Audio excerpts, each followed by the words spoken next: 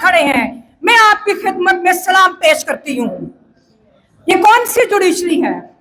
ये कौन सी जुडिशरी है कि जो वकला को कहती है कि आप एहतजाज ना करें? ये कौन से चीफ जस्टिस है? जस्टिस घेबा? या ये कौन से चीफ जस्टिस है? जस्टिस काजी फायज ईसा, जो हमें बताते हैं कि आपने एहतजाज कब करना है, कैसे करना है, अदालत के बाहर एहतजाज करना है या घरों में बैठ के करना है। आप भूल गए हैं कि ये जो आपकी अदालतों की रौनकें हैं वो मेरे भाइयों और मेरी बहनों की कुर्बानियों से हैं। अगर आज वो वकला तहरीक हमने ना चलाई होती तो वो पाकिस्तान की तारीख का जो एक डिक्टेटर था जनरल मुशर्रफ, तो आज शायद वर्दियों वाले अदालतों में बैठे होते। मुझे बहुत अफसोस है कि जिस तरह पाकिस्तान की तारीख में पहली मर्तबा कि जब इस बार में से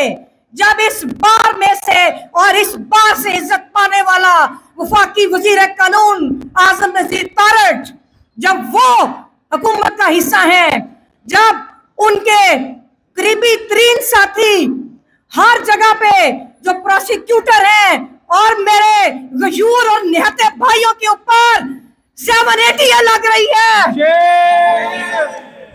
मुझे बहुत अफसोस है कि जब इस नाम निहात जमहूरी हुकूमत ने मिलिट्री कोर्ट्स बनवाई, मुझे बहुत अफसोस है कि बाहर के गद्दारों को आप इनके रिकॉर्ड चेक करें कि कौन वकला तहरीक में हमारा खून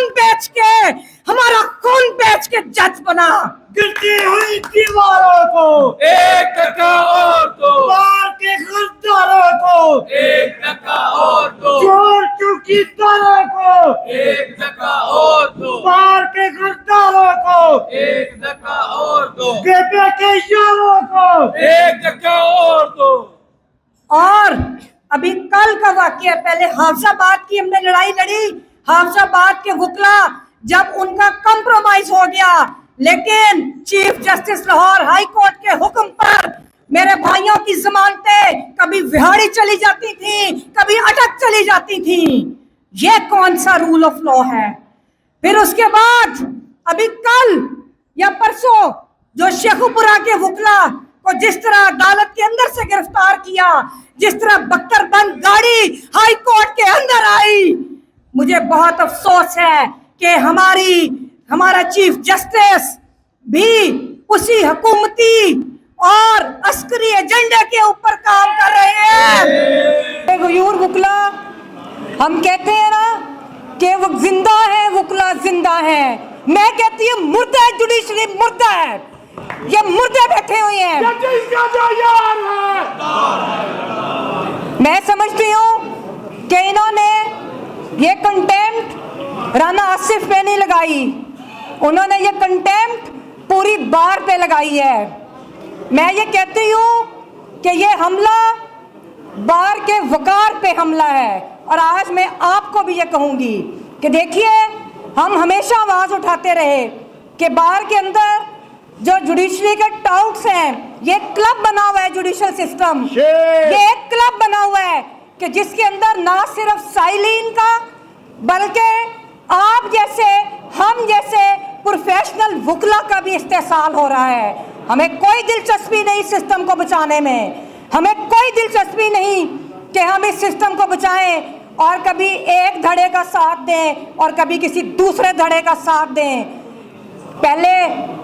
पहले सिर्फ बार को पता होता था कि ये कितने पानी में है। अब पूरी दुनिया ने देख लिया कि इनकी क्या औकात है। जिस दिन, अब मैं आपको दो बातों से आगाह करूंगी। गुज़श्ता हफ्ते मैं अपने सदर साहब के साथ, उन्होंने बड़ी एफर्ट की, हमारी पूरी कैबिनेट ने बड़ी एफर्ट की, जो कैपेसिटी थी, हम लोग इस्लामाबाद गए। और मुझे इतना अफसोस है, मुझे इनकी रौनक देख के, नलायक तो ये लोग पहले ही थे, लेकिन इनकी फरौनियत देख के मुझे बहुत अफसोस हुआ कि इन्होंने जिस तरह हम लोगों के साथ बात की। और एक जज ने यह भी कहा कि जी सदर साहब, आपने क्या बयान दिया था टीवी पे? भाई तुम टीवी के बयान देख के मतलब तुम्हारी जुर्रत कैसे हुई कि तुम लोग हमारे जो हमें बताओगे कि हमने बात क्या करनी है, ये कहते हैं कि हम टीवी के ऊपर बैठ के भी इनकी बातें करें। ये लोग ये कहते हैं कि हमने जो मौक़िफ़ देना है वो भी हम इनसे पूछ के दें। बुनियादी तौर पे ये इस्टेब्लिशमेंट के कारिंदे हैं और जो ये चाहते हैं कि बार के अंदर, बार आखिरी मुज़ामती इदारा है पाकिस्तान के अंदर, आखिरी मुज़ामती इदारा, बार के अलावा कोई ऐसा अदारा पाकिस्तान में इस्टेब्लिशमेंट ने नहीं छोड़ा कि जो इनकी आंखों में आंखें डाल के बात करे। तो ये जो अशरफिया का एक क्लब बना हुआ है, ये लोग चाहते हैं कि इनकी ज़ुबान बंदी की जाए। ये राना आसिफ जो थे, उन्होंने जो बात की, अगर for the sake of arguments उनको हम कहते हैं कि जी उसने कंटेम्प्ट की, तो मैं ये कहती हूँ उसको और करनी चाहिए थी, उसने अभी थोड़ी की है।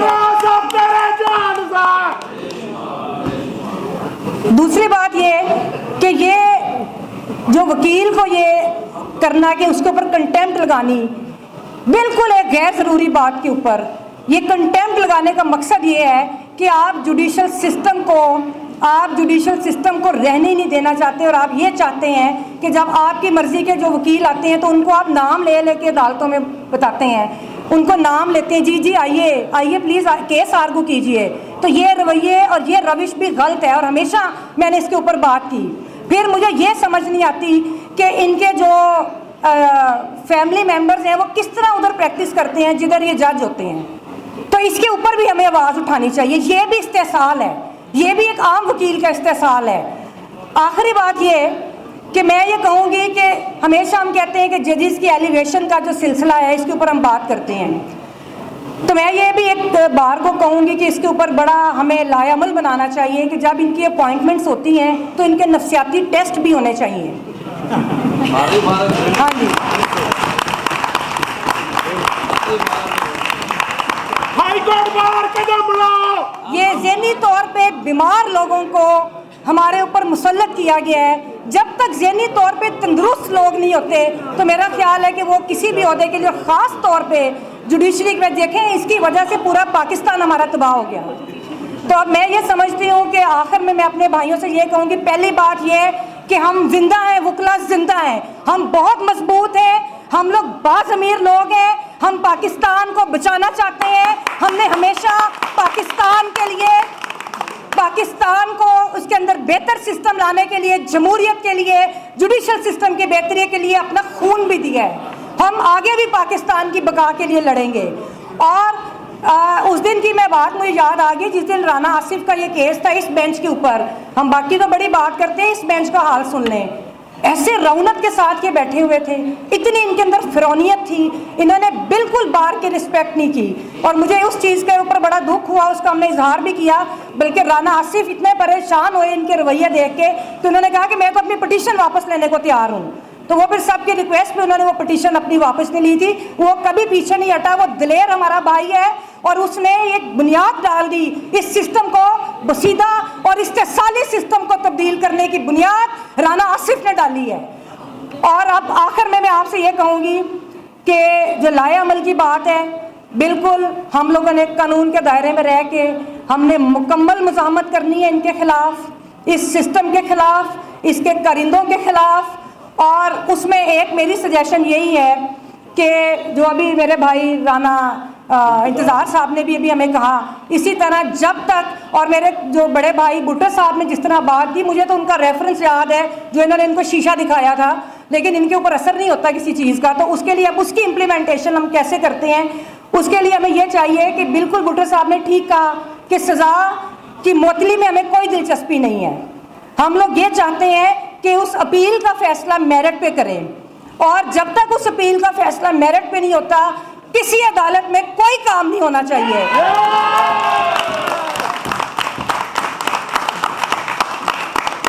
कानून के दायरे में हम नहीं रह के करेंगे, हम वो करेंगे जो हमें चाहेंगे। हम कोई कानून का दायरा नहीं रखेंगे क्योंकि ये कानून की पासदारी नहीं कर रहे, हम भी नहीं करेंगे। देखिए जी देखिए जी, वकला ने हमेशा, ये आपका ओपिनियन है, मैं उसका रिस्पेक्ट करती हूँ मैं, लेकिन हम लोग, पूरी दुनिया हमें बड़ा मोतबर समझती है। हमने हमेशा कानून के दायरे में रह के आमरीत का मुकाबला किया। तो ये जुडिशल आमरीत क्या है? ये कौन है? ये तो हमारे बिठाए हुए लोग हैं। हम इनका भी मुकाबला करेंगे और जब तक अपील पे उसका फैसला नहीं होता, ये मेरी सजेशन है।